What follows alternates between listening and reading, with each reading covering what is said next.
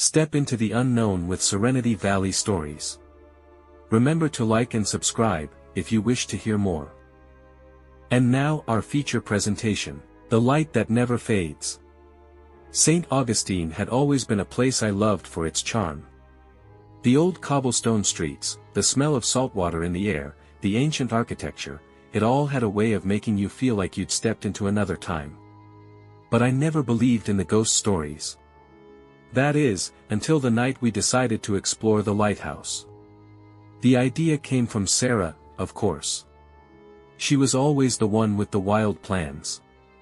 We were sitting around one evening, the four of us, Sarah, Mike, Jess, and me, when she brought it up. "Have you heard the story of the old lighthouse keeper?" she asked, a mischievous grin on her face. I rolled my eyes. "I've heard plenty of stories. The whole town's full of them." "No, this one's real," she insisted, leaning forward, her eyes gleaming with excitement. "They say the lighthouse is haunted by the keeper and his daughter. They both died during a storm, and now their spirits roam the place. The light's been out of commission for years, but sometimes, locals swear they see it shining from the top of the tower, as if he's still up there, keeping watch." Mike chuckled. "Sounds like one of those tourist trap stories to me." "Maybe," Jess said, biting her lip, "but what if it's true?" And that was all it took. Within an hour, we'd piled into Sarah's car, armed with nothing but our phones and flashlights. The sun had just set, casting a warm orange glow over the horizon as we drove out toward the lighthouse. By the time we reached it, the light had faded, leaving only the deep, inky black of the night sky overhead. The lighthouse stood tall and imposing against the backdrop of the ocean. Its red and white stripes had long since faded, the paint peeling away in the salty air. The keeper's house, which was connected to the base of the tower, looked equally weathered, its windows dark and empty. As we approached, the hairs on the back of my neck stood up. There was something about the place, something heavy, like the air was thicker here. "You sure about this?" Jess asked, glancing nervously at the tower. Sarah grinned. "Come on, it'll be fun. Besides, what's the worst that could happen? We get spooked by a few shadows." Mike laughed, his voice echoing across the empty space. "I bet we won't find anything more than a bunch of old cobwebs." I wasn't so sure, but I didn't want to be the one to back out. So, I followed them inside. The door to the keeper's house creaked as we pushed it open, the sound echoing through the empty rooms. The air inside was stale, thick with dust and the scent of salt water. Our footsteps echoed off the wooden floors as we made our way through the house, shining our flashlights around.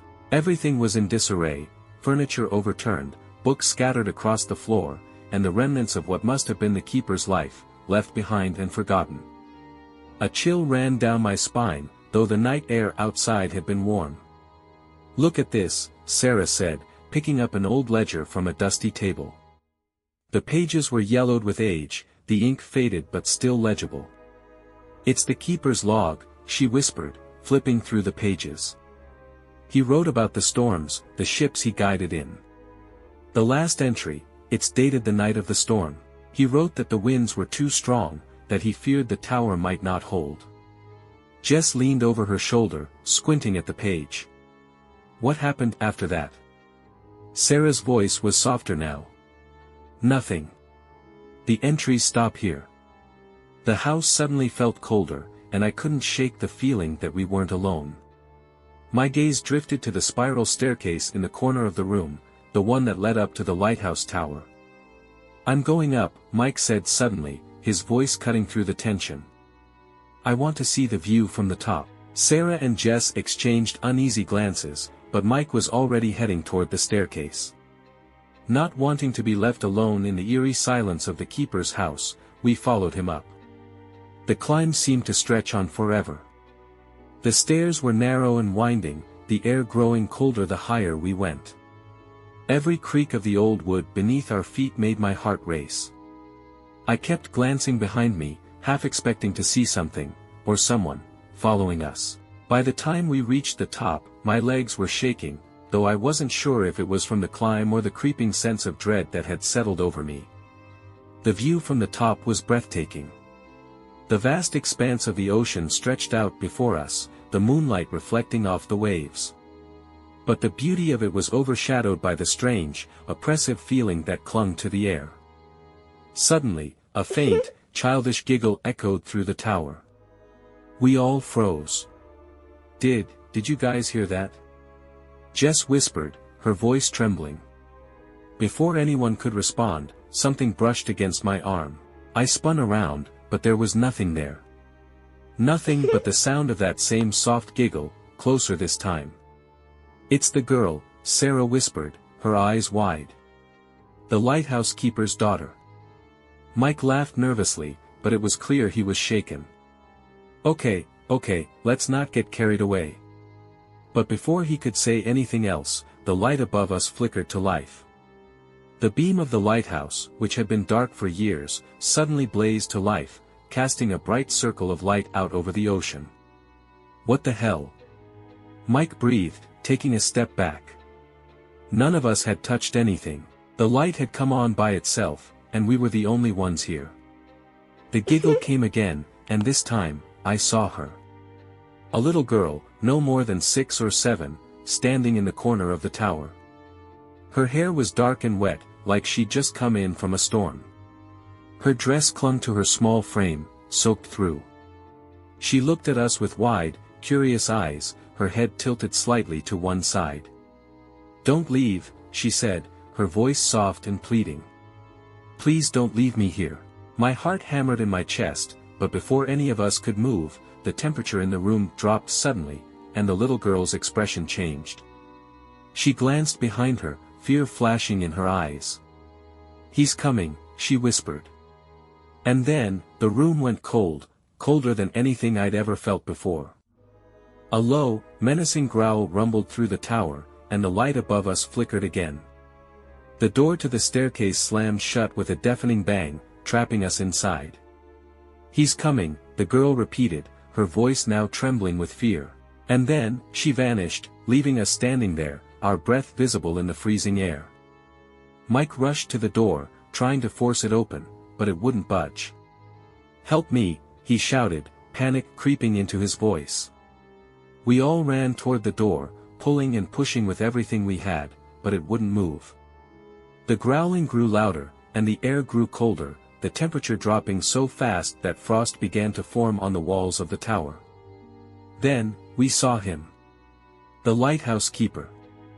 He stood at the top of the staircase, his tall, gaunt frame barely visible in the dim light. His face was twisted into a snarl, his eyes burning with anger. He took a step toward us, his boots echoing off the stone floor. Get out, he growled, his voice low and dangerous. This is my lighthouse. You don't belong here. He raised one hand, and the light above us flickered again, casting the room in harsh shadows. The beam of light swirled around the room, spinning faster and faster, the wind from its movement whipping through the tower.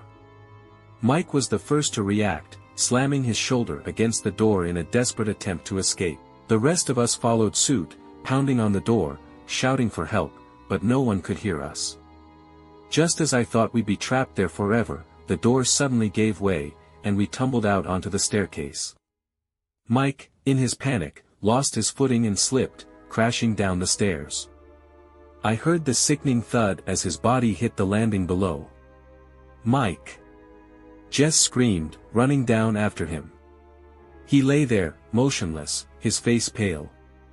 I rushed down beside him, checking for a pulse. It was faint, but he was alive. We have to get him out of here, I said, my voice shaking.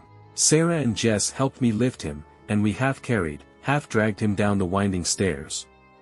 All the while, the growling followed us, the heavy footsteps of the lighthouse keeper echoing behind us. When we finally reached the bottom, we didn't stop. We ran out of the house, through the front gate, and didn't look back until we were back in the car, breathless and trembling. Mike groaned as he came to, his face pale and covered in sweat. What happened? We need to get out of here, I said, starting the car. Now. As we sped away from the lighthouse, I glanced in the rearview mirror. The light at the top of the tower flickered one last time before going out. The next day, we learned that the lighthouse light hadn't been operational in years. It was impossible for it to have turned on while we were there. But we knew what we saw. And I knew, without a doubt, that the spirits of the lighthouse keeper and his daughter were still there, caught in the storm that had claimed their lives so many years ago.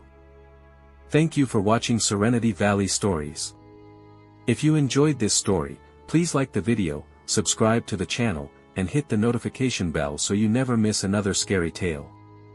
Share your thoughts in the comments below.